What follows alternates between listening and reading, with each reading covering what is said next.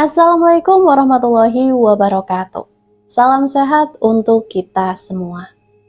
Semoga kita semua selalu mendapat lindungan Allah Subhanahu wa Ta'ala ya.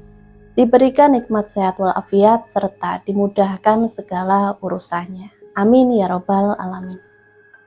Kesempatan kali ini Mimin akan membagikan satu cerita misteri. Seperti apa ceritanya? Mari kita mulai.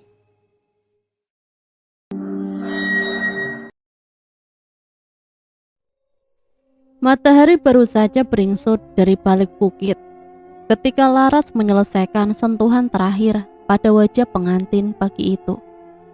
Dengan hati-hati, ia mengoleskan sapuan bedak putih ke pipi mempelai perempuan yang tampak resah di bawah timbunan riasan Laras.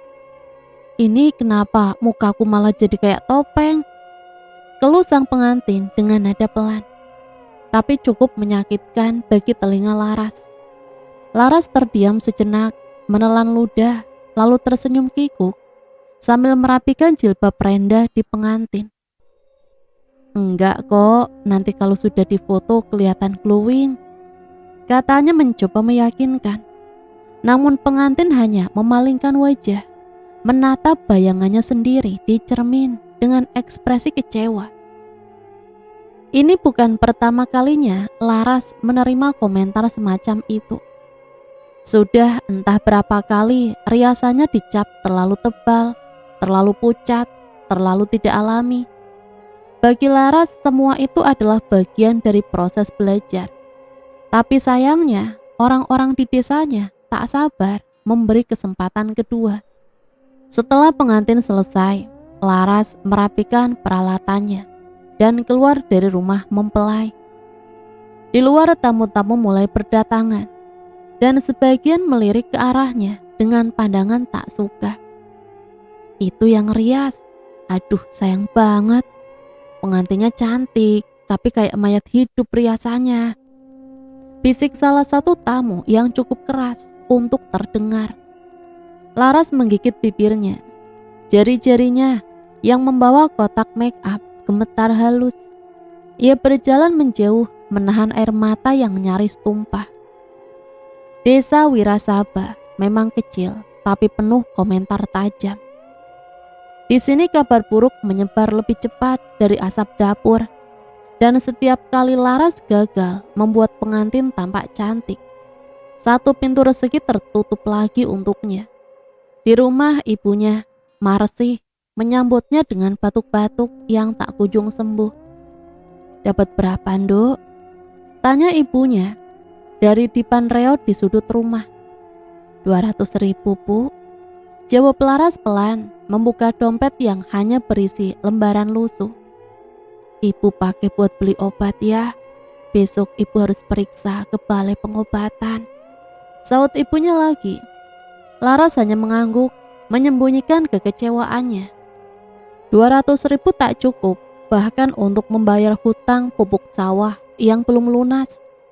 Belum lagi listrik yang sering diputus karena telat bayar. Sore itu Laras duduk sendiri di belakang rumah, memandangi peralatan riasnya yang sudah mulai usang. Kuas-kuasnya rontok dan bedak tinggal separuh. Ia tahu dengan kondisi seperti ini tak ada jalan untuk bersaing dengan perias lain, seperti Jinem yang dikenal sebagai tangan emas di Wirasaba.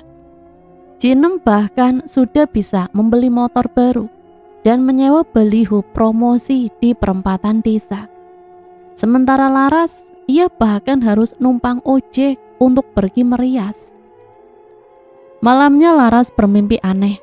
Dalam mimpinya ia berada di pelaminan kosong. Tak ada pengantin, tak ada tamu. Hanya dirinya berdiri memegang kuas dan cermin kecil. Cermin itu retak, tapi dari balik retakan muncul wajahnya sendiri. Tersenyum, namun dengan mata hitam legam seperti terbakar. "Kalau kamu mau cantik, harus ada yang dibayar," bisik suara dari bayangan cermin itu. Laras terbangun dengan keringat dingin. Di luar suara angin menderu lewat genteng yang renggang. Jantungnya berdegup tak karuan. Keesokan paginya, ia iseng menelusuri media sosial. Jinem kembali mengunggah hasil riasan pengantinnya yang sempurna, lengkap dengan testimoni dari mempelai dan keluarga besar. Sementara Laras bahkan tak pernah diminta difoto oleh pengantin yang ia rias. Laras terhenyak saat melihat komentar seseorang di kolom unggahan Jinem. Kalau mau riasan laris dan mantap, jangan cuma pakai skill. Ada yang bisa bantu dari balik gunung itu. Komentar itu tampak seperti bercanda, namun di kepala Laras, ia menangkap sesuatu yang berbeda. Di balik gunung, Gunung Kendil, ia langsung teringat pada cerita-cerita lama yang sering diceritakan ibunya saat masih sehat tentang Ki Rengganis, dukun tua yang dipercaya masih hidup di balik hutan lebat Gunung Kendil, dan konon mampu memberikan penglaris untuk siapa saja yang berani membayar harga yang setimpal. Laras menepis pikiran itu sambil tertawa getir. "Nggak lucu ah, aku masih waras," gumamnya. Namun jauh di lubuk hatinya, sesuatu telah tumbuh. Keinginan hasrat untuk membuktikan diri, untuk bisa berdiri sejajar, atau bahkan di atas Jinem, dan semua perias yang pernah meremehkannya. Angin sore menyapu jendela, membawa aroma tanah basah. Di kejauhan puncak Gunung Kerdil terlihat samar-samar, seperti mengintip dari balik awan kelabu, seolah memanggil, dan Laras yang semula hanya ingin membuktikan bahwa ia bisa, tak sadar bahwa jalannya sudah mulai mengarah ke sana, ke tempat di mana tak semua keinginan harus dibayar dengan uang, tapi dengan sesuatu yang jauh lebih mahal. Laras memandangi puncak Gunung Kendil yang tertutup kabut tipis. Apa yang membuat hatinya tergerak begitu keras? Mungkin karena rasa gagal yang terus menumpuk. Mungkin karena rasa kecewa, ibu yang diam-diam penyakitan, atau mungkin karena ia mulai percaya bahwa kerja keras saja tak akan cukup di dunia yang sudah penuh ketimpangan. Hari setelah mimpi itu, hidup Laras kembali berjalan seperti biasa. Sepi, panggilan merias tak kunjung datang. Ia hanya duduk di teras rumah, menyapu halaman, mencuci kuas-kuas make up yang bahkan belum sempat digunakan lagi. Di ponselnya, notifikasi hanya dipenuhi promo pinjaman online. Sementara itu nama Jinem makin harum. Sebuah video TikTok viral menampilkan hasil riasannya di pernikahan seorang selebgram lokal. Komentar-komentar memuji membanjiri kolom komentar. Larasati menatap layar ponselnya dengan getir. Tangan kanannya menggenggam cermin kecil, tangan kirinya mengepal. Sore itu ia menyusuri pasar untuk membeli sedikit bahan dapur. Di jalan ia tak sengaja melewati stan kecil di pojok gang, tempat seorang wanita tua berjualan jamu dan sesajen. "Duh, mau tambah aura pengasih?" tanya si penjual. Tiba-tiba matanya menatap Laras tajam. Laras tertegun. Ia bahkan belum berkata apapun. "Aku cuma lewat," jawabnya cepat. "Tapi niatmu sudah sampai ke sini, Nduk. Gunung Kendil menunggu kamu. Ki Rengganis gak sembarang orang bisa dipanggil ke sana." Laras membeku. Bagaimana wanita ini tahu apa yang sedang dipikirkannya? Tanpa berkata apa-apa lagi, ia mempercepat langkah, meninggalkan pasar dengan jantung berdetak tak karuan. 2 hari berlalu dan satu-satunya panggilan merias datang dari Ibu Karsilah, janda sepuh yang hendak mengadakan acara selamatan kematian suaminya. Bukannya merias pengantin, Laras hanya diminta merias Karsilah agar tampak segar di depan tamu-tamu arisan. Bayarannya tak seberapa. Meski demikian, Laras tetap datang dengan peralatan lengkap, mencoba tampil profesional. Tapi bahkan Karsilah sempat berkata lirik, Mbok alisnya jangan terlalu tebal, aku takut dikira dukun loh. Komentar itu menancap seperti duri.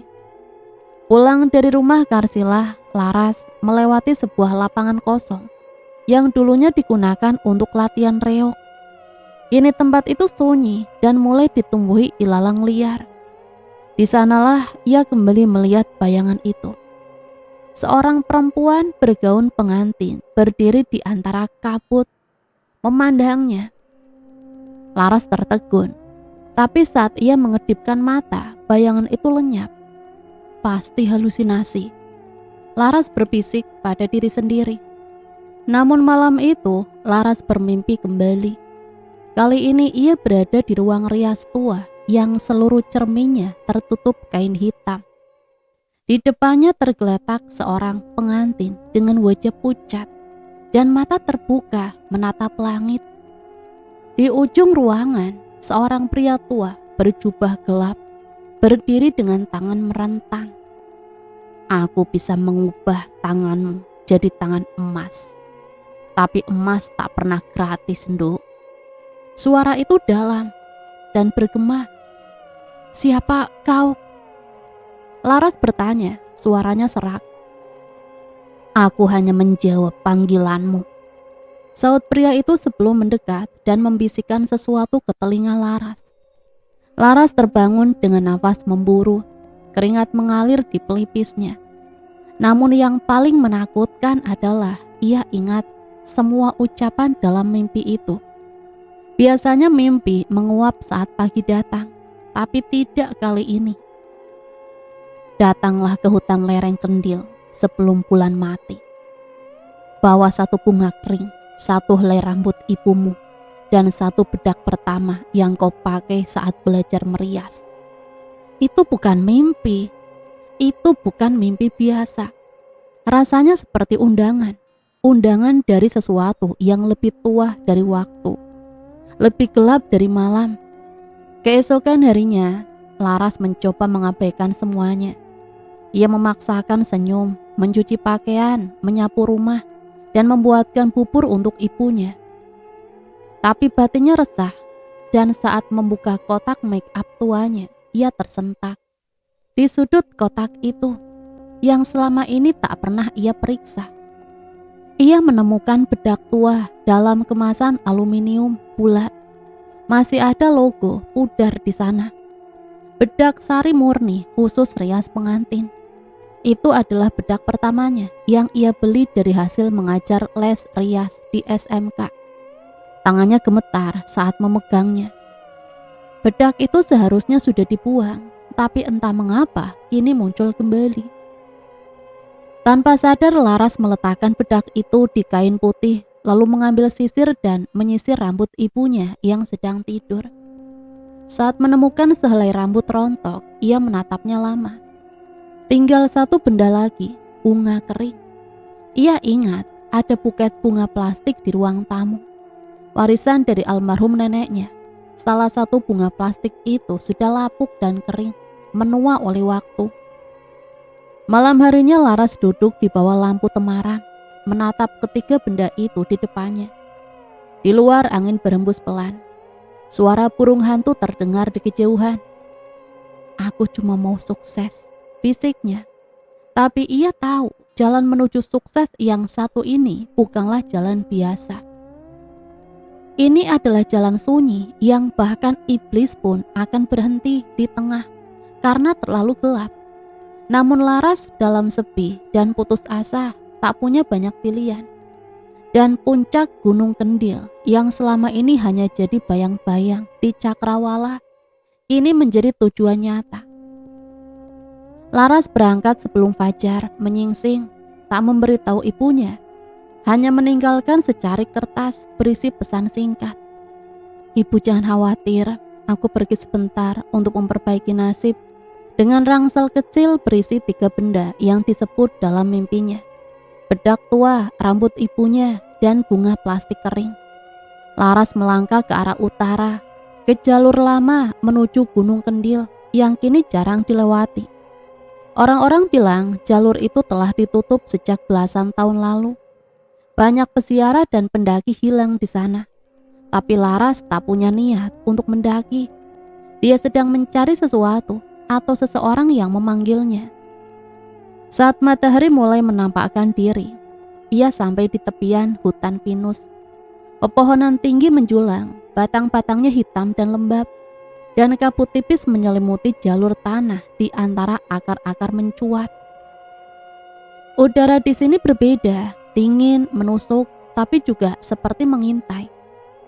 Langkah Laras terasa ringan, namun pikirannya berat. Setiap bayangan pohon tampak seperti sosok yang mengintip.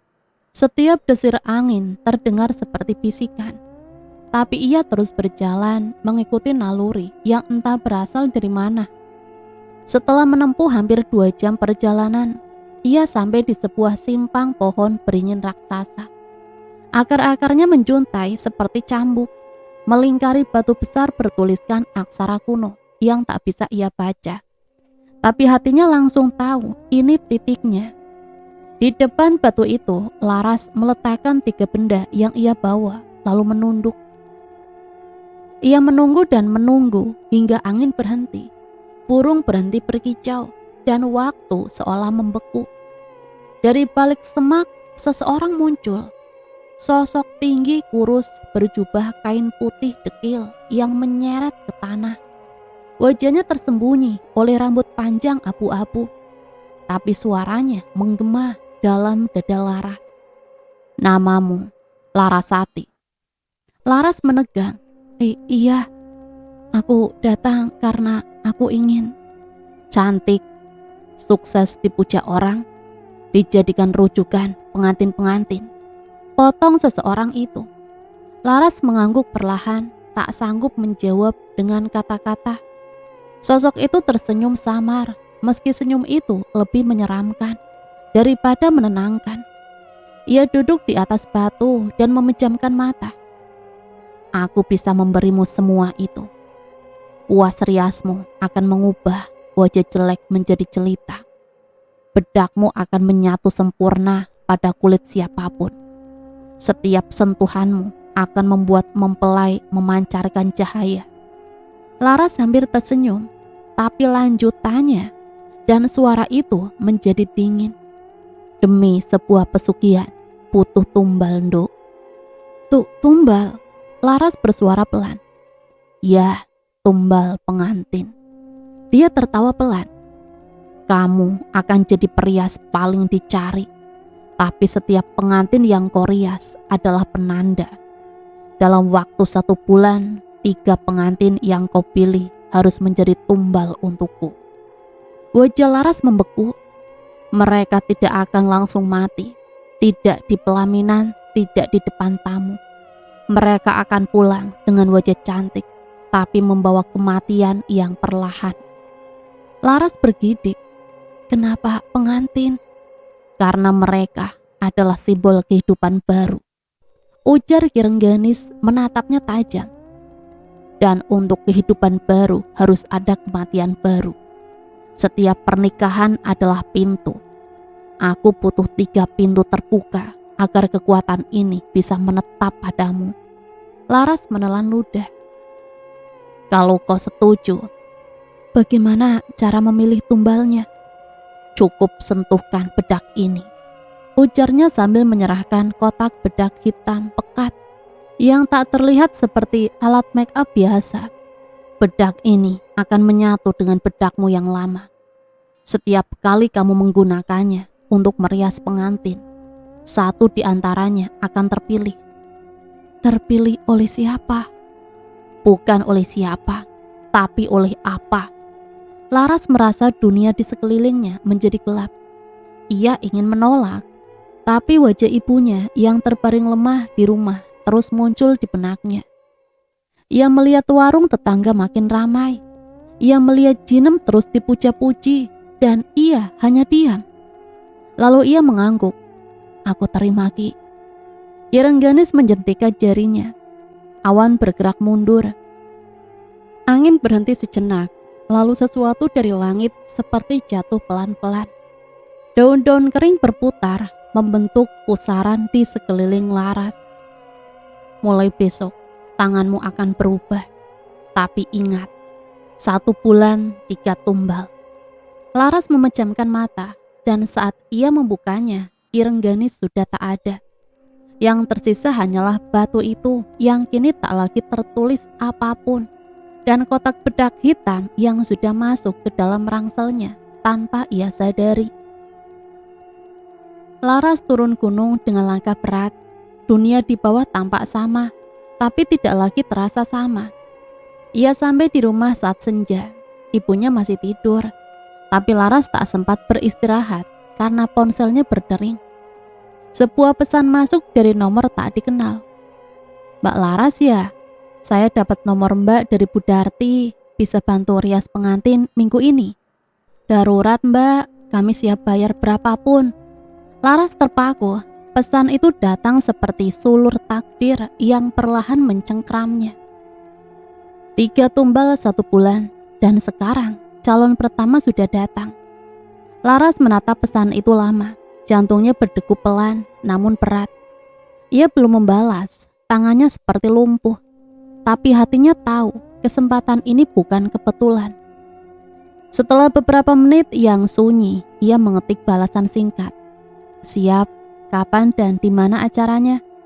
Tak butuh lama, balasan pun masuk. "Pernikahan hari Sabtu jam 9 pagi, lokasi Dusun Tunggul, pengantin perempuan atas nama Kirana.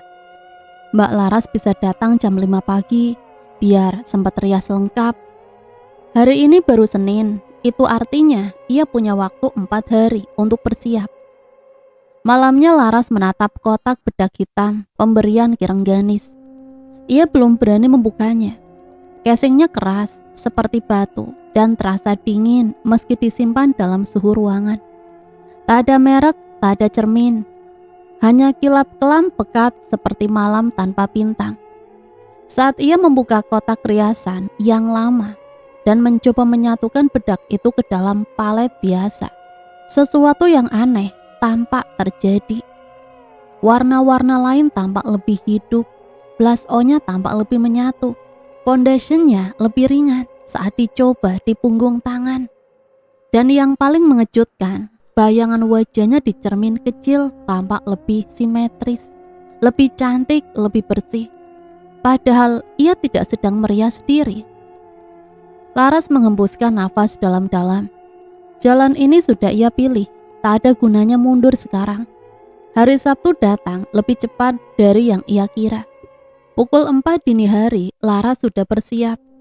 Ia mengenakan blus hitam polos dan celana panjang, lalu menata alat-alat rias dalam koper kecil. Tak lupa kotak bedak hitam itu ia bungkus dengan kain putih dan simpan di laci bawah koper. Langit masih gelap saat ia menaiki ojek online menuju Dusun Tunggul, sebuah daerah di perbukitan yang jarang ia dengar. Sepanjang perjalanan, pemandangan hanya berupa kabut dan pepohonan. Bahkan sinyal ponselnya sering hilang muncul. Saat sampai, suasana masih sunyi. Rumah mempelai berada di tengah dusun. Bangunannya tradisional, beratap limasan, berdinding kayu jati yang menghitam dimakan waktu, tapi tampak ramai dengan lampu gantung kecil dan tenda pesta yang sudah mulai dirangkai. Laras disambut oleh seorang ibu muda bernama Santi, kakak perempuan Kirana. Wajahnya sembab seperti orang kurang tidur. "Maaf ya Mbak, Kirana semalam mules. Bukan karena hamil, cuma dia gugup banget katanya. Tapi tetap pengen dirias sama Mbak Laras. Katanya Mbak Laras punya tangan dingin." Laras tertegun. Ini pertama kalinya ada klien yang memuji, bahkan sebelum dirias. Kirana, pengantin perempuan, ternyata jauh lebih muda dari yang ia bayangkan. Baru 19 tahun. Wajahnya manis dan polos, namun matanya tampak gelisah dan tangannya gemetar saat menyambut Laras. "Aku mimpi aneh Mbak," bisiknya saat Laras mulai mempersiapkan alat. "Aku mimpi wajahku hilang di cermin. Gak ada mata, gak ada mulut, cuma kulit kosong kayak manekin." Laras tercekat, tapi ia hanya tersenyum dan menjawab, Itu tandanya kamu akan jadi pusat perhatian. Wajahmu disiapkan untuk memukau semua orang. Padahal hatinya tidak setenang senyumnya. Ia mulai merias Kirana. Cahaya lampu redup, tapi cukup untuk membuat detail wajah terlihat jelas. Tangannya luas, seperti digerakkan oleh sesuatu yang tak bisa dijelaskan. Bahkan Kirana sendiri berkali-kali menghela nafas kagum. Aku kayak bukan aku, Mbak. Cantik banget. Tapi saat Laras mengambil kotak bedak hitam dan mulai menepuk-nepukkan ke pipi dan dahi Kirana, ia merasakan hawa aneh merambat dari ujung jari, dingin, lembab, seperti menyentuh batu nisan yang baru diguyur hujan. Kirana tiba-tiba menegang, matanya membelalak sesaat sebelum kembali normal. Kenapa? Tanya Laras pura-pura tak tahu. Enggak, cuma hawanya dingin banget. Kayak ada yang nyentuh tengkuku barusan. Laras pura-pura tertawa, meski jantungnya berdebar tak karuan. Pukul 9 pagi pesta dimulai. Kirana tampak mempesona dalam balutan kebaya putih. Semua orang terpana. Banyak tamu yang bisik-bisik menyebut riasannya anggun, beda dari biasanya. Bahkan Jinem datang dan sempat menghampiri Laras. Wah, naik daun juga kamu sekarang, ucapnya dengan senyum tipis. Pakai ilmu apa sih? Kok langsung jago? Laras hanya menjawab pelan. Cuma latihan terus saja. Tapi tatapan Jinem tidak percaya. Pesta berakhir sore. Laras pamit pulang lebih dulu. Ia tak ingin terlalu lama di tempat yang dipenuhi tawa dan ucapan selamat. Sebab kepalanya terus dipenuhi pertanyaan. Apakah Kirana akan mati malam ini, esok, atau secara perlahan? Namun jawabannya datang lebih cepat dari dugaannya. Pukul 10 malam, Laras mendapat telepon dari nomor Santi. Ia tak berniat mengangkatnya, tapi rasa penasaran lebih kuat. Halo Mbak Laras, maaf banget ganggu malam-malam. Kenapa Mbak? Kirana tadi kejang pas mandi. Sekarang dibawa ke rumah sakit. Dokter belum tahu penyebabnya, padahal tadi siang sehat-sehat aja. Laras tak menjawab, ia hanya mendengarkan, dan dalam pikirannya suara Kirengganis menggema. Mereka tidak akan langsung mati, tapi akan membawa kematian yang perlahan. Malam itu Laras menatap bayang dirinya di cermin, dan untuk pertama kalinya dalam hidupnya ia melihat sesuatu berdiri di belakangnya. Sesosok perempuan bersanggul mengenakan kebaya pengantin. Wajahnya pucat dan matanya kosong. Laras menoleh cepat, tak ada siapa-siapa. Tapi saat ia kembali menatap cermin, sosok itu masih berdiri di sana dan perlahan tersenyum. Laras melompat mundur dari cermin kecil di meja riasnya. Tubuhnya gemetar hebat. Dadanya naik turun dengan nafas yang memburu. Namun saat ia kembali mengintip ke arah cermin, sosok itu telah menghilang. Ia menyalakan seluruh lampu di kamarnya, bahkan TV ia biarkan menyala tanpa suara, hanya untuk menciptakan keramaian. Tapi bayangan itu masih membekas di retina, menempel kuat di balik kelopak mata. Perempuan bersanggul dengan kebaya pengantin yang sama persis yang dikenakan Kirana. Wajahnya pucat pasi, namun senyumannya penuh arti. Seolah ia datang bukan untuk menakut-nakuti, melainkan untuk menyampaikan sesuatu, atau mungkin mengucapkan terima kasih. Laras memejam mata dan mencoba tidur. Namun suara isak tangis seperti samar-samar terdengar dari bawah lantai kamarnya. Padahal rumah itu hanya dihuni oleh ia dan ibunya yang tidur di kamar sebelah. Ia tutup telinganya dengan bantal. Namun suara itu tetap muncul, lebih pelan, lebih menyayat, seperti suara pengantin yang gagal kembali dari pelaminan. Keesokan harinya, kabar tentang Kirana menyebar cepat. Meski tidak meninggal, gadis itu kini dirawat di ruang ICU. Dokter tak menemukan gejala pasti, hanya kejang saraf mendadak dan demam tinggi yang tak turun-turun. Orang-orang mulai berspekulasi. Ada yang menyebut serangan roh halus, ada pula yang meyakini Kirana kesurupan sejak sebelum pesta. Namun Laras tahu betul, itu bukan sekedar kesurupan. Itulah awal dari proses tumbal. Kirana telah terpilih dan kini 2 lagi harus menyusul. 3 hari kemudian tawaran pekerjaan kedua datang. Kali ini dari seorang pemilik salon yang biasa menangani wedding besar-besaran. Namanya Mbak Yustin. Wanita parubaya yang terkenal sinis dan pilih-pilih perias. Entah dari mana ia mendapat nomor Laras. Klienku mendadak ganti perias karena yang biasa dia pakai kecelakaan. Kamu bisa nggak gantiin? Tanyanya melalui telepon. Laras sempat ragu, tapi begitu tahu nama pengantinnya adalah Liana Sutanta, gadis keturunan Indo yang menikah dengan pria bule dari Prancis. Laras langsung setuju. Malam sebelum hari H, Laras kembali membuka kotak bedak hitam.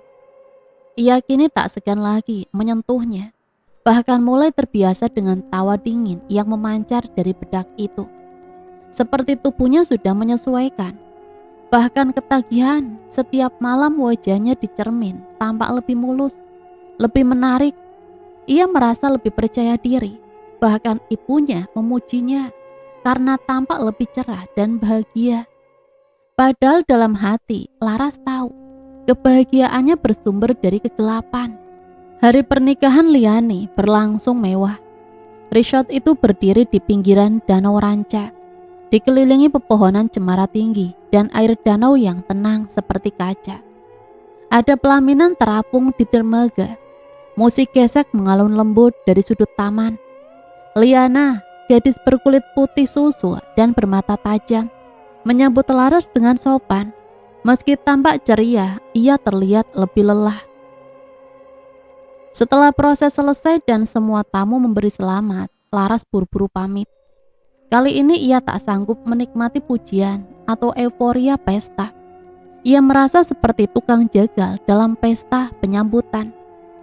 Tengah malam hujan deras mengguyur desa dan lagi-lagi telepon Laras berdering dari nomor tak dikenal. Suara di ujung sana adalah seorang laki-laki. Ternyata kakaknya Liani. Mbak Laras, ini kakaknya Liani. Maaf ganggu. Mbak tahu nggak Liani jatuh dari tangga hotel barusan. Sekarang dirawat di UGD.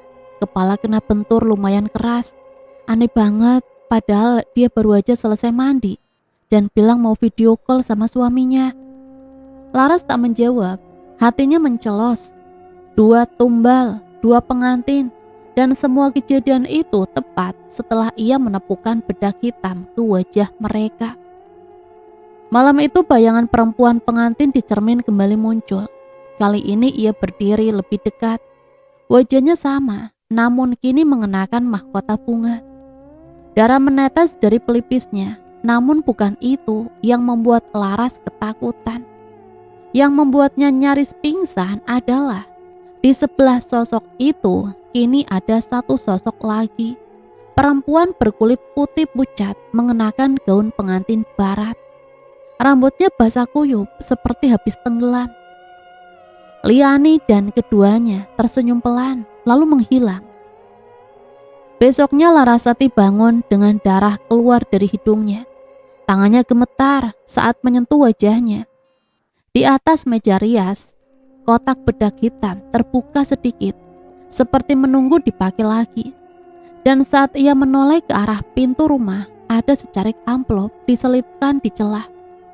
Dalamnya berisi foto seorang wanita dalam balutan kebaya merah. Di balik foto tertulis pernikahan, Kamis depan, calon pengantin Resti Widya Ratri, minta dirias oleh Mbak Laras, langsung, honor 2 kali lipat. Laras duduk terdiam. 2 tumbal telah ia serahkan dan kini hanya tinggal 1 lagi. Laras menatap foto dalam genggamannya. Wajah perempuan dalam foto itu tampak tegas namun cantik.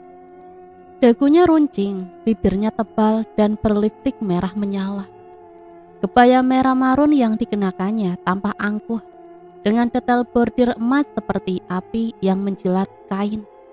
Resti Widya Ratri. nama yang belum pernah ia dengar. Tapi entah kenapa terasa asing dan jauh dari kata biasa. Pernikahan dijadwalkan Kamis depan. Masih ada 5 hari untuk bersiap. Tapi untuk pertama kalinya sejak ia menjalani pesugihan ini, Larasati merasa gentar. Gaun merah darah dan senyum para pengantin yang menghantuinya di cermin. Hari-hari menjelang Kamis itu berjalan dengan lambat. Laras menjadi lebih gelisah, lebih waspada. Ia mulai melihat hal-hal aneh dalam kesehariannya. Seekor burung gagak besar bertengger di atap rumahnya setiap pagi. Suara cekikikan perempuan sering terdengar dari kamar mandi saat ia sedang sendiri. Bahkan ibunya sempat mengeluh. "Mbak, kamu akhir-akhir ini sering ngomong sendiri loh." Padahal ia tidak pernah merasa bicara pada siapapun. Sampai suatu malam saat ia duduk di meja rias, Laras mendengar suara samar di telinganya, seolah dibisikkan dari balik dinding cermin. Tumbal ketiga adalah yang paling berbahaya, karena dia tahu lebih banyak dari yang seharusnya. Ia menoleh cepat, tapi tak ada siapapun. Kotak bedak hitam di meja bergeser sendiri, sedikit membuka tutupnya, seolah menantang. Hari Kamis datang dengan cuaca yang aneh. Langit gelap meski masih pagi. Angin bertiup kuat dan daun-daun beterbangan saat Laras tiba di lokasi. Sebuah villa besar di lereng bukit milik keluarga Resti. Ia disambut oleh seorang wanita tua berambut putih mengenalkan diri sebagai Bu Darni, nenek Rasti. "Resti keras kepala orangnya," ujar Bu Darni lirik. "Dia nggak percaya adat, tapi masih ikut resepsi pakai kebaya segala macam. Katanya demi estetika. Tapi saya curiga dia tahu lebih dari itu." Laras hanya tersenyum sopan, tapi hatinya semakin gelisah. Resti ternyata sangat berbeda dari dua pengantin sebelumnya. Saat mereka pertama kali bertatap muka, Resti langsung menatapnya tajam, seolah bisa menembus kulit dan membaca isi pikirannya. Ia tak banyak bicara, namun raut mukanya menyiratkan bahwa ia bukan perempuan yang bisa ditipu dengan mudah. Saat sesi rias dimulai, Resti malah bertanya, "Mbak Laras, boleh tahu pakai produk apa ya? Kok riasanmu belakangan terkenal banget? Padahal dulunya, maaf ya, biasa saja." Laras menelan ludah. Ia menunduk pura-pura memilih kuas. "Cuma belajar lebih giat, Mbak. Ganti teknik juga." Resti tertawa pelan, tapi bukan tawa bahagia. Lebih seperti tawa orang yang sedang menguji lawannya. "Belajar sama siapa?" Kirengganis. Jantung Laras serasa dihantam petir. Ia langsung menatap Resti dengan waspada. "Mbak kenal beliau?" Resti tak menjawab. Ia hanya menutup mata dan berkata, "Lanjutkan saja. Saya ingin kelihatan sempurna. Hari ini untuk yang terakhir kalinya." Proses rias berlangsung dengan suasana menegangkan. Tangan Laras sempat gemetar saat menyentuh bedak hitam, tapi ia tetap menepukannya perlahan ke wajah Resti. Dan seperti biasa, suasana ruangan berubah. Lampu sempat meredup, angin berdesis dari celah jendela.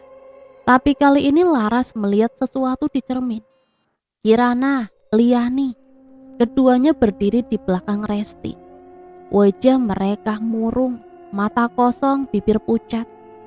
Tak tersenyum, hanya menatap Laras dalam diam. Dan yang lebih mengejutkan, Resti membuka mata, langsung menatap bayangan mereka di cermin. "Aku bisa melihat mereka juga, Mbak," ucapnya pelan. "Kamu pikir cuma kamu yang bisa?" Laras langsung berdiri dan menjauh. "Kamu siapa sebenarnya?" Resti tersenyum pahit. Ia meraih tisu dan menghapus sedikit bedak di pipinya. "Aku calon tumbal, tapi bukan korban." Pesta dimulai pukul 11 siang. Undangan ramai. Musik gamelan menggema dari pelataran villa. Tapi Larasati tidak ikut bergabung. Ia tetap berada di kamar rias, memandangi bayang-bayang di cermin yang kini terus muncul. Satu persatu wajah perempuan berpakaian pengantin. Matanya hitam kosong, tubuhnya lemah atau robek. Dan kini ada lebih dari 2, lebih dari 5, mungkin 10. Bahkan di antaranya mengenakan kebaya tua dari zaman kolonial, dengan rambut disanggul tinggi dan leher memar seperti habis digantung.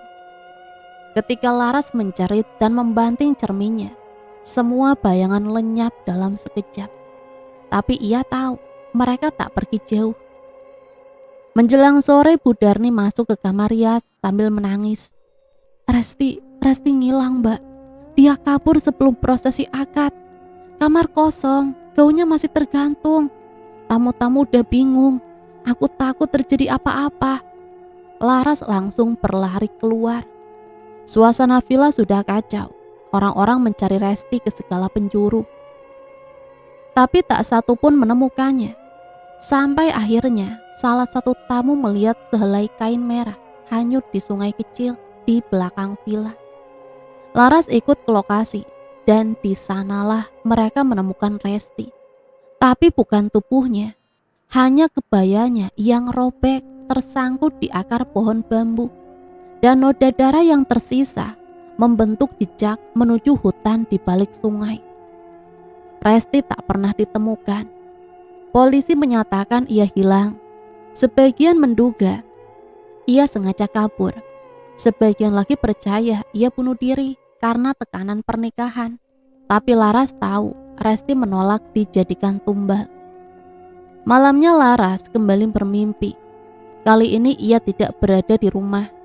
Ia berdiri di altar gelap dikelilingi mayat-mayat pengantin perempuan. Semuanya menatapnya tajam, satu persatu melangkah maju. Kirana, Liani, lalu Resti. Dalam kondisi utuh tapi dengan mata hitam sepenuhnya dan luka robek di dada. Kau pikir bisa selesai setelah 3 tumbal? Bisiknya. Pesugihan tak pernah cukup. Sekali kau buka gerbangnya, selamanya kau harus memberi makan. Laras terbangun dengan peluh dingin dan di atas tempat tidurnya ada lembaran foto baru. Wajah seorang perempuan pengantin berikutnya. Di balik foto hanya ada satu kalimat. Kau sudah milik kami, Laras. Sekarang giliranmu. Kalimat itu terngiang terus dalam benak Laras sepanjang malam. Ia duduk membatu di atas ranjang, menggenggam foto yang entah dari mana datangnya. Tak ada nama di sana. Hanya wajahnya sendiri, lengkap dengan riasan pengantin dan sanggul besar berhias melati. Ia Larasati yang selama ini menjadi tangan perantara pesugihan. Ini menjadi tumbal berikutnya. Bayangan perempuan-perempuan yang telah ia rias kembali muncul di dalam benaknya. Kirana, Liani, dan Resti berdiri berjajar di pelaminan yang terbuat dari kabut. Mereka tersenyum bukan dengan kegembiraan, tapi dengan rasa puas, seolah mengatakan, "Selamat datang. Akhirnya kau bergabung bersama kami." Keesokan paginya, Laras mengurung diri di rumah. Ia menutup tirai, mematikan semua lampu dan mengunci semua pintu. Tapi suara-suara tetap menghantui. Isak tangis, derap langkah pelan, suara sinden dari kejauhan, dan kadang ada ketukan di kaca jendela dari dalam. Ibunya mulai curiga. "Mbak, kamu kenapa sih? Dari kemarin pucat terus, mukanya kayak orang habis lihat hantu." Laras hanya menjawab singkat, "Capek, Bu." Padahal dalam hatinya ia tahu malam ini akan menjadi malam penentu. Menjelang pukul 10 malam, suara lonceng terdengar dari luar rumah. Bukan lonceng biasa, tapi bunyi kecil. Logam tua yang berat seperti suara kereta pengantin zaman dahulu kala. Laras mengintip dari balik tirai dan melihat sesuatu yang membuatnya membeku. Sebuah tanduk pengantin antik berdiri di halaman rumahnya. terbuat dari kayu jati hitam, dihiasi kain merah gelap dan ukiran naga, serta bunga-bunga di atasnya. Terdapat tirai tipis menutupi sosok yang duduk tegak. Laras tak bisa melihat siapa di dalam, tapi ia tahu tandu itu datang untuknya. Datang untuknya. Dua sosok berpakaian penari topeng berdiri di samping tandu. Wajah mereka ditutupi topeng putih dengan senyum lebar. Tubuh mereka kaku, seperti tak bergerak, seperti boneka. Laras mundur perlahan, menahan nafas. Ia ingin lari, tapi tubuhnya kaku. Seolah rumah itu tak lagi berada di dunia yang sama. Cahaya berubah, udara membeku, dan ketika ia menoleh ke arah meja rias, bedak hitam itu kini terbuka penuh, mengeluarkan asap tipis yang menjalar ke seluruh ruangan. Pukul 12 malam, Laras tak sadar kapan ia tertidur. Tapi saat terbangun, ia tak lagi berada di kamarnya. Ia berada di sebuah ruangan gelap diterangi cahaya lilin. Aroma dupa menyengat, lantai ditutupi kelopak bunga, dan tubuhnya telah mengenakan kebaya pengantin lengkap. Gaun merah, sanggul tinggi, dan seluruh wajahnya sudah dirias sempurna, persis seperti pengantin lainnya yang ia siapkan selama ini. Tangannya bergetar saat menyentuh pipinya sendiri. Tidak, ini tidak mungkin. Siapa yang merias aku?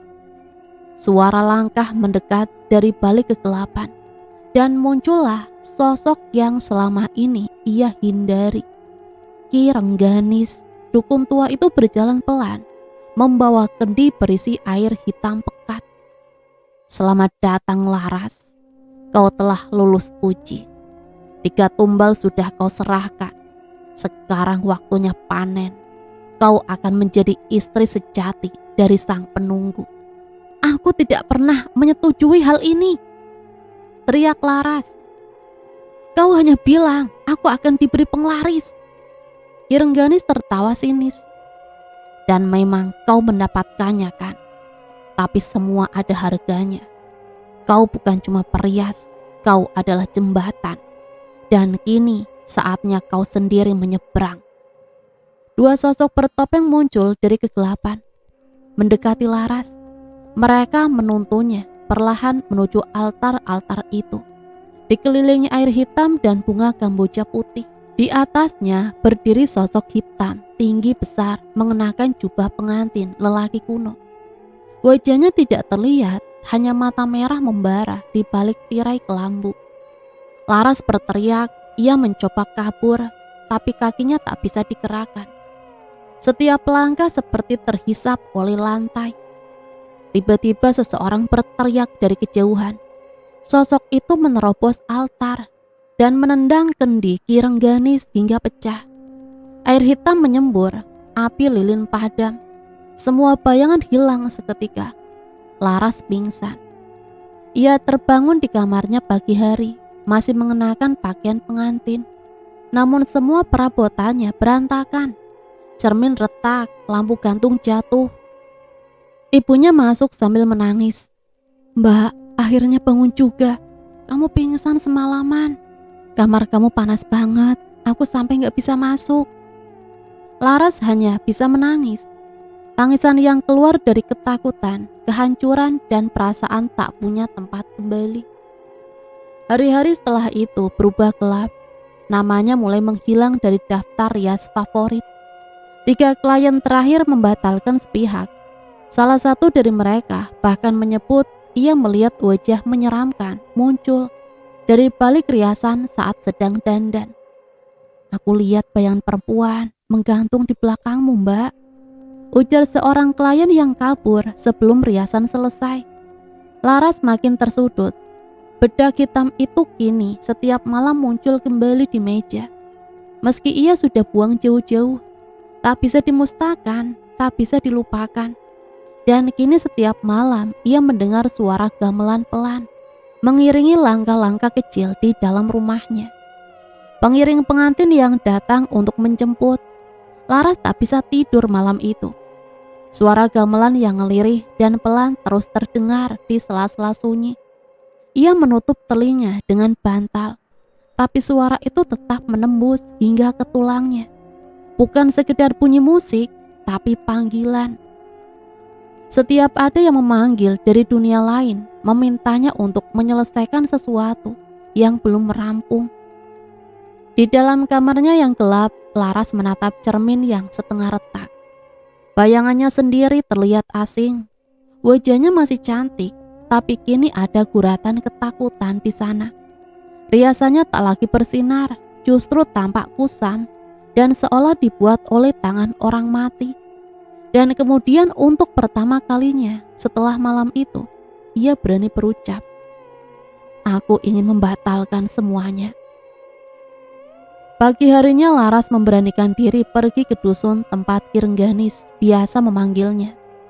Hutan yang selama ini hanya ia datangi malam hari, kini tampak berbeda saat siang. Namun meski terang, hawa dingin dan lembab tetap menyelimuti tanahnya. Ia menapaki jalur kecil yang dipenuhi semak liar, hingga sampai di gubuk reot dengan atap rumbia. Namun kali ini pintu gubuk terbuka sendiri saat ia mendekat. Di dalam, Ki Rengganis sudah duduk menunggunya, seolah tahu ia akan datang. "Akhirnya kau kembali, Laras. Apa kau datang membawa tumbal keempat?" "Aku tidak akan kasih tumbal lagi. Aku ingin berhenti semua ini. Aku mau hidupku kembali." Ki Rengganis tertawa pelan, seperti suara bambu digesek angin. "Tidak akan ada yang kembali, Laras. Semua sudah ditakar, sudah dicatat dalam darah." Ki Rengganis bangkit perlahan, meraih kendi kecil dari rak kayu. Ia menyiramkan isinya ke lantai, dan dari percikan air hitam itu muncul gambar samar. Sebuah tangan dengan jari-jari terbakar dan kuku panjang. Itu tangan dari dunia seberang yang menjalin perjanjian denganmu saat kau menyentuh benda itu untuk pertama kalinya. Dan sekarang ia menagih bagian terakhirnya. Laras menangis, ia berlutut memohon, "Aku akan bayar apapun asal jangan nyawa. Tolong aku. Aku rela kehilangan semuanya asal jangan jadi tumbal." Ki Rengganis menatapnya lama.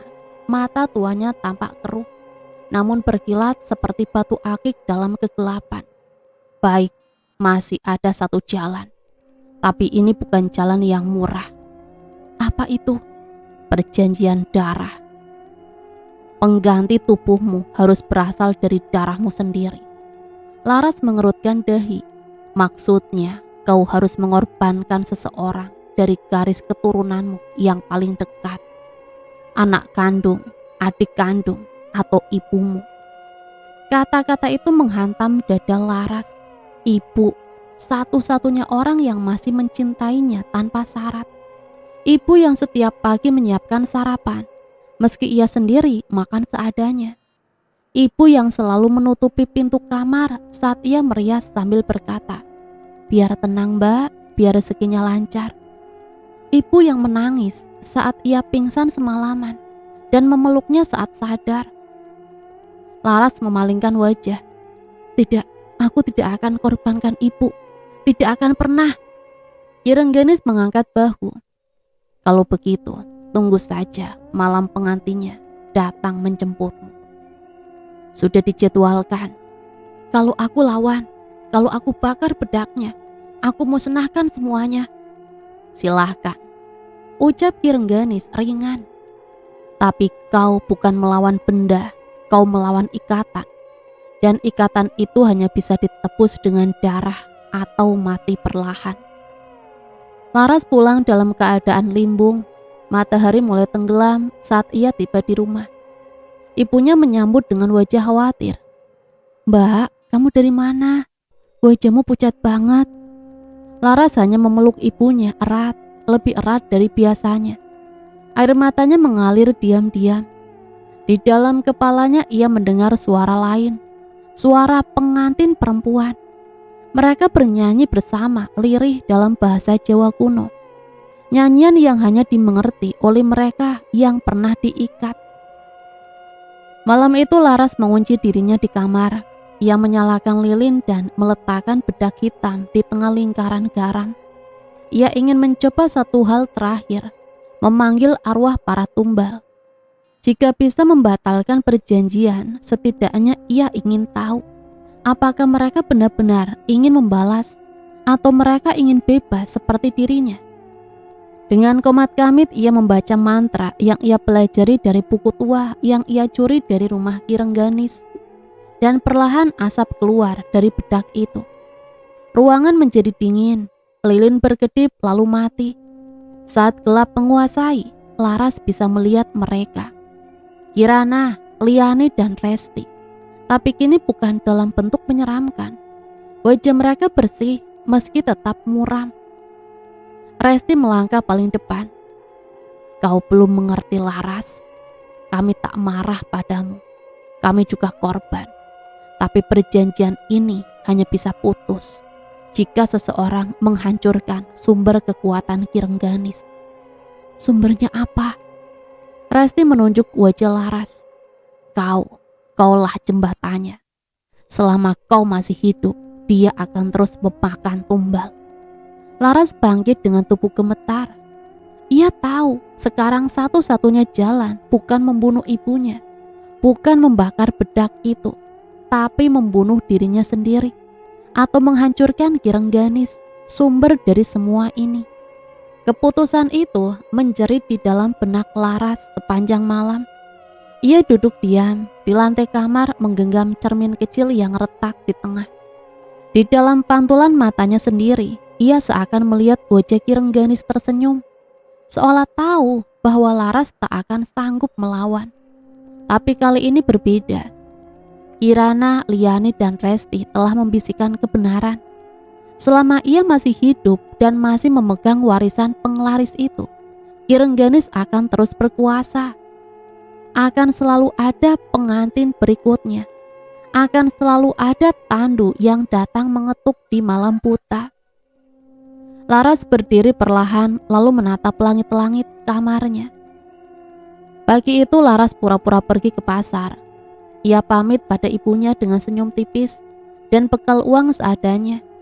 Tak ada yang tahu bahwa hari ini ia membawa sesuatu yang tak biasa di dalam tas kecilnya. Sebungkus minyak tanah, korek api besar, dan belati warisan almarhum ayahnya. Langkahnya ringan, tapi hatinya mencerit. Ia tahu, apapun yang terjadi hari ini, ia tidak akan kembali sebagai Laras yang sama. Hutan tempat Ki Rengganis terasa lebih gelap dari biasanya. Padahal matahari masih tinggi, tapi pepohonan seolah saling berbisik, menyebarkan firasat buruk yang membuat udara terasa sesak. Tak ada suara burung, tak ada nyanyian serangga, hanya angin lirih yang sesekali membelai daun kering. Laras berjalan mantap mengikuti jalan setapak yang sudah ia kenal. Tapi kali ini di tengah perjalanan ia disambut oleh sosok baru. Seorang wanita tua berbaju putih duduk di bawah pohon beringin besar. Matanya kosong, bibirnya bergerak pelan. Jangan kau ganggu yang sudah menjadi penjaga, Nduk. Jangan kau sentuh api lama. Laras terdiam. Kenapa kau bilang begitu, Mbah? Perempuan tua itu tersenyum menatap Laras dengan mata sayu. Karena yang kau hadapi bukan cuma dukun, tapi perjanjian yang hidup, yang haus, yang dendam. Kalau kau membakar akar, cabangnya bisa tumbuh ke tubuhmu sendiri. Laras menggenggam tali tas lebih erat. Aku harus mencobanya. Perempuan tua itu tidak bicara lagi. Tapi saat Laras melangkah pergi, ia sempat melihat sekilas. Wanita tua itu tidak memiliki bayangan. Gubuk Ki Rengganis tampak sepi, tapi hawa panas menyelimuti udara di sekitarnya, seperti nafas dari tanah neraka. Asap tipis tampak keluar dari lubang atap rumbia. Di depan pintu tergantung boneka kecil dari kain kafan yang tertusuk paku. Laras tak mengetuk, ia langsung menendang pintu dengan tenaga penuh. Ki Rengganis, keluar kau! Tak ada jawaban, tapi suara gamelan terdengar sayup dari ruang dalam. Sama seperti musik yang selalu ia dengar saat malam. Dengan berani, Laras melangkah masuk. Di dalam ruangan remang-remang, Ki Rengganis berdiri di depan altar kecil penuh sesajen. Matanya memejam, tubuhnya bergoyang pelan, mengikuti irama gamelan. Laras, kau datang untuk menyerahkan dirimu. Aku datang untuk menghancurkanmu. Ki Rengganis membuka mata, pandangannya seperti menembus jiwa. Kau tidak bisa. Kau bagian dariku sekarang. Kau adalah saluran. Kau adalah penyambung. Laras menyalakan korek. Tapi aku juga bisa jadi api yang membakar semua saluran itu. Seketika ia menyiram minyak tanah ke seluruh ruangan. Lantai, dinding, bahkan altar kecil itu. Ki Rengganis tertawa keras. Silahkan bakar aku, tapi api itu akan membakarmu juga. Kau terikat dalam roh-roh yang ditumbalkan. Kau tidak akan bebas. Kau akan jadi apu. Lebih baik aku jadi apu daripada jadi pengantin setan. Dan Laras menjatuhkan korek itu. Api menyambar cepat. Lidah merah menjilat seluruh ruangan. Ki Rengganis berteriak, tapi bukan dengan suara manusia. Ceritanya memegahkan telinga, bergema seperti ratusan mulut bersamaan. Di tengah kobaran api, tubuhnya berubah menjadi bayangan tinggi hitam yang membentang hingga ke langit-langit. Tapi Laras tidak mundur. Ia mencabut belati dan menyayat telapak tangannya sendiri, lalu memercikkan darah di atas altar sambil berteriak, "Aku tolak perjanjian ini. Aku putuskan semua ikatannya." Kilatan cahaya menyilaukan mengelilingi tubuhnya. Api berhenti bergerak. Semua suara menghilang. Waktu seakan membeku, dan dalam kesunyian itu ia melihat ketika arwah pengantin berdiri di belakang Ki Rengganis. Mereka menatap Laras tersenyum untuk pertama kalinya. Terima kasih. Mereka menarik jubah itu ke belakang dan Ki Rengganis menghilang. Tercerai menjadi asap hitam yang menguap ke udara. Laras bangun di tepi hutan. Tubuhnya penuh luka bakar ringan, tapi ia masih hidup. Di hadapannya gubuk Ki Rengganis telah lenyap, tak ada bekas bangunan, hanya tanah hangus dan bau arang menyengat. Ia bangkit perlahan, berjalan pulang dengan langkah gontai. Di tengah jalan ia berhenti dan membuka tas kecilnya. Bedak hitam itu tidak ada. Dan untuk pertama kalinya dalam waktu yang lama, ia tidak mendengar gamelan. Di rumah ibunya memeluknya erat. Laras tak banyak bicara. Ia hanya menangis lama, sesekali sambil memegangi perutnya. Karena meski ia telah memutus perjanjian, ada satu hal yang belum selesai. Ia sedang mengandung. Perasaan aneh menghantui Laras. Sejak pagi pertama setelah kebakaran gubuk Ki Rengganis, perutnya mulai membuncit. Bukan hanya mengandung janin biasa, tetapi sesuatu yang lain, sesuatu yang tak bisa ia jelaskan dengan kata-kata. Setiap malam ia terbangun dengan keringat dingin, nafasnya tersengal dan dari dalam rahimnya muncul getaran halus yang seolah memanggil namanya. Kadang terdengar seperti suara bisikan lirih, mengajak, memerintah, bahkan mengancam. Hari-hari berlalu dengan cepat. Laras mulai merasakan keanehan fisik yang tak biasa. Tubuhnya terkadang menjadi dingin, membeku seperti es, padahal di luar terik matahari. Kadang tangannya terasa keras seperti kayu, dan kuku-kukunya tumbuh panjang dan tajam tanpa ia sadari. Ia juga melihat bayangan-bayangan samar di cermin. Bukan bayangannya sendiri, tapi sosok seorang wanita berpakaian pengantin kuno, dengan wajah muram dan mata kosong. Laras mencoba bercerita pada ibunya, tapi ia hanya mendapat tatapan cemas dan doa lirih. "Mbak, kamu yang kuat ya. Jangan kau biarkan rasa takut menguasaimu." Suatu malam Laras bermimpi buruk. Ia berada di tengah sebuah upacara pernikahan kuno. dikelilingi oleh puluhan wanita berpakaian putih dan kain kafan. Salah satu dari mereka mendekat dan berkata dengan suara serak, "Kau adalah pengantin terakhir. Janin dalam rahimmu bukan manusia biasa. Dia adalah warisan dari tumbal-tumbal kami. Jika kau melahirkan, ia akan menjadi jembatan baru bagi kami." Laras terbangun dengan jeritan. Keesokan harinya, ia menemui dokter kandungan. Dokter itu terkejut saat memeriksa. "Ini janin yang berbeda," katanya dengan ragu. "Tolong dokter, apakah ada yang salah dengan bayi saya?" Dokter itu menunduk lalu berkata pelan, "Saya belum pernah melihat seperti ini. Janinnya memiliki bayangan gelap yang menyelimuti tubuhnya. Seolah-olah ada sesuatu yang hidup di dalamnya. Sesuatu yang bukan bagian dari manusia." Laras menggigil. Hatinya penuh ketakutan. Tapi ia tahu satu hal pasti. Ini bukan hanya tentang nyawanya. Ini tentang nyawa yang ia bawa dalam dirinya. Malamnya suara bisikan itu kembali, tapi kini lebih keras. "Kau tidak bisa lari, Laras. Kau adalah pintu kami. Jika kau menolak, kami akan mengambilnya dengan paksa." Ia mendengar suara perempuan menangis dan sepasang tangan dingin menggenggam perutnya dengan kekuatan yang membuatnya terjatuh ke lantai. Hari-hari berikutnya berubah menjadi mimpi buruk yang tak berujung. Laras mulai melihat tanda-tanda aneh pada tubuhnya.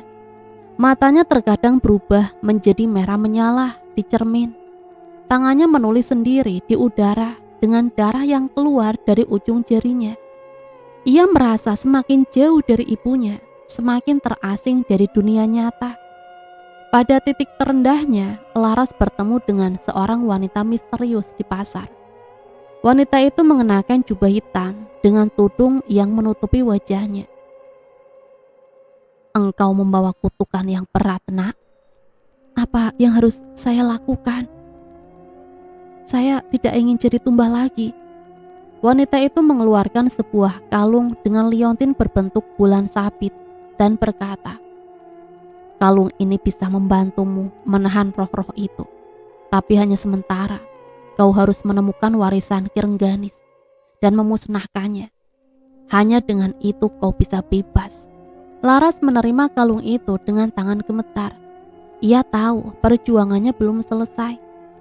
Janin dalam rahimnya bukan hanya beban, tapi juga harapan dan ancaman sekaligus. Jika ia gagal, maka tumbal pengantin berikutnya akan lahir dan kutukan itu akan berlanjut. Namun jika ia menang, ia bisa memutus rantai itu dan memulai hidup baru. Malam itu berlutut di depan cermin, ia mengenakan kalung bulat sabit itu dan berbisik, "Aku akan melawan sampai akhir. Aku bukan pengantin, aku adalah pejuang." Sinar bulan menembus jendela dan menyorot wajahnya yang penuh tekad. Di dalam kegelapan, bayangan pengantin itu menghilang, digantikan oleh sosok Laras yang kuat dan penuh harapan. Namun perjuangan yang sesungguhnya baru saja dimulai. Kalung bulat sabit di lehernya bergerak lembut saat ia menarik nafas dalam-dalam. Suara bisikan di kepalanya mulai memudar, berganti dengan desiran angin sejuk yang membawa aroma tanah basah dan bunga melati. Ia harus menemukan warisan terakhir Kirengganis, sesuatu yang tersembunyi jauh ke dalam hutan tempat gubuknya pernah berdiri. Keesokan paginya dengan tubuh yang masih lelah tapi semangat yang membara, Laras mempersiapkan diri membawa tas kecil berisi beberapa perlengkapan. Ia mengingat pesan wanita misterius di pasar yang mengatakan bahwa warisan itu disembunyikan di dalam sebuah gua rahasia yang hanya bisa ditemukan oleh orang yang benar-benar ingin memutus kutukan. Melewati jalan setapak yang mulai rimbun dan gelap, Laras menelusuri hutan dengan hati-hati. Setiap langkahnya terasa berat, bukan hanya karena medan yang sulit, tapi juga karena perasaan diawasi oleh sesuatu yang tak terlihat. Setelah berjalan berjam-jam, Laras tiba di sebuah celah di tebing batu besar. Di sana terdapat pintu batu yang tertutup rapat dengan ukiran simbol-simbol kuno, gambar pengantin, bunga melati, dan tengkorak kecil yang saling bersilangan. Pintu batu itu perlahan terbuka, memperlihatkan lorong gelap yang berliku-liku dan dipenuhi aroma dupa dan tanah basah. Ia melangkah masuk dengan waspada, sadar bahwa bahaya mungkin mengintai di setiap sudut. Di dalam goa, ia menemukan altar kecil yang dihiasi dengan perhiasan pengantin yang usang, mahkota emas, kalung berlian, dan cincinnya yang berhiaskan batu merah darah. Di tengah altar terdapat sebuah kotak kayu tua yang tertutup rapat. Laras merasakan energi kuat memancar dari kotak itu, seolah-olah sesuatu yang sangat berbahaya tersembunyi di dalamnya. Dengan perlahan ia membuka kotak itu. Di dalam kotak terdapat sebuah kain kafan kecil yang sudah menguning dan sebilah keris berukir naga dengan gagang berwarna hitam pekat. Di balik keris itu sebuah surat lusuh tertulis tangan. Surat itu berisi kutukan Ki Rengganis. Barang siapa yang membawa keris ini akan menjadi penjaga janji abadi. Jika janji dilanggar, tumbal pengantin akan datang tanpa henti. Laras membaca surat itu berkali-kali, jantungnya berdebar kencang. Ia sadar keris itu adalah inti dari pesugihan Ki Rengganis. Warisan terakhir yang harus dihancurkan agar kutukan benar-benar terputus. Namun saat Laras mencoba mengambil keris itu, ruangan goa mulai berguncang. Suara gemuruh keras terdengar dari segala arah. Dinding goa retak-retak dan bayangan hitam mulai menyelimuti lorong. Tiba-tiba sosok bayangan pengantin muncul di depan Laras. Wajahnya menakutkan, penuh luka dan darah kering. Mata mereka menyala, menatap dengan penuh dendam. Kau pikir bisa menghancurkan kami begitu saja? Sosok itu mengangkat tangan dan memanggil gelombang energi gelap yang melingkupi Laras. Tapi Laras tidak mundur. Ia mengangkat keris perlahan dan mengayunkannya ke arah bayangan itu. Dengan teriakan penuh keberanian, ia mengucapkan, "Aku memutus semua ikatan ini. Aku menolak pesugihan kalian." Keris berkilauan dengan cahaya putih yang menyilaukan. Bayangan pengantin menjerit dan menghilang dalam asap hitam yang membakar. Goa berhenti berguncang, sunyi kembali menyelimuti. Laras berdiri di tengah ruangan, menghela nafas panjang. Ia tahu perjuangannya hampir selesai. Di luar gua langit mulai cerah. Laras menatap ke arah matahari terbit dengan mata yang penuh harapan. Ia menggenggam keris dan kalung bulat sabit, bersumpah akan melindungi janin yang dibawanya. Karena walau kutukan telah terputus, ia harus memastikan bahwa janin itu lahir sebagai manusia biasa, bukan sebagai tumbal pengantin berikutnya. Waktu terus berjalan dan hari kelahiran semakin dekat. Laras merasakan getaran aneh dalam rahimnya. Namun kini bisikan gelap itu semakin melemah, tertahan oleh kalung bulan sabit dan keris pusaka yang selalu ia bawa di dekatnya. Namun perjuangan batinnya belum selesai. Setiap malam ia bermimpi bertemu sosok Ki Rengganis yang memohon agar ia menyerahkan janin itu. "Janin itu adalah kunci kekuatan kami," bisik sang arwah dengan suara dingin. Laras menolak dengan tegas. Kehidupannya pun semakin terpencil. Ia mulai menutup diri dari dunia luar. Takut ada yang tahu tentang kutukan yang mengancamnya. Hanya ibunya yang selalu setia menemaninya, walaupun cemas dan takut.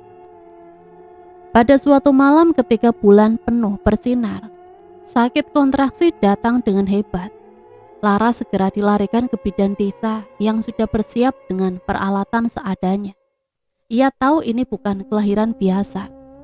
Saat proses persalinan berlangsung, suasana menjadi mencekam. Angin malam berembus kencang, menerbangkan tirai bambu, dan membuat suara gemerisik menyeramkan. Laras menjerit kesakitan. Namun di dalam hatinya, ada tekad yang tak tergoyahkan. Ia tahu bayinya harus lahir sebagai manusia biasa, bebas dari kutukan tumbal pengantin. Tiba-tiba bayangan gelap muncul di sudut ruangan, menyerupai sosok pengantin yang selalu menghantuinya selama ini. Serahkan bayi itu. Suara bayangan itu menggema, namun Laras menolak dan menggenggam erat keris pusaka di tangannya. Dengan nafas berat, dia mengayunkan keris itu ke arah bayangan. Kilatan cahaya putih menyilaukan ruangan, dan bayangan itu menghilang dengan jeritan memilukan. Kontraksi semakin hebat, akhirnya tangisan bayi terdengar memecah sunyi. Semua yang hadir terdiam sejenak, terpesona oleh suara hidup yang baru saja lahir. Laras memeluk bayinya dengan penuh kasih. Air mata mengalir deras. Ia tahu ini bukan sekedar kelahiran. Ini adalah pembebasan. Setelah itu bisikan dan bayangan pengantin yang menghantuinya perlahan menghilang. Kalung bulan sapi dan keris pusaka menjadi simbol kemenangan Laras. Ia kembali ke rumah dengan semangat baru, membawa bayinya yang sehat dan penuh harapan. Namun di dalam hatinya, Laras tetap waspada. Ia tahu bahwa dunia mistis penuh tipu daya, dan bahaya bisa datang kapan saja. Tapi kini ia memiliki kekuatan, baik dari dirinya sendiri maupun warisan pusaka, untuk melindungi keluarganya. Dan cerita selesai sampai di sini. Semoga cerita ini bisa menemani hari-hari teman-teman semua ya. Sampai di sini Mimin pamit undur diri, mohon maaf apabila banyak salah kata. Matur nuwun, wassalamualaikum warahmatullahi wabarakatuh.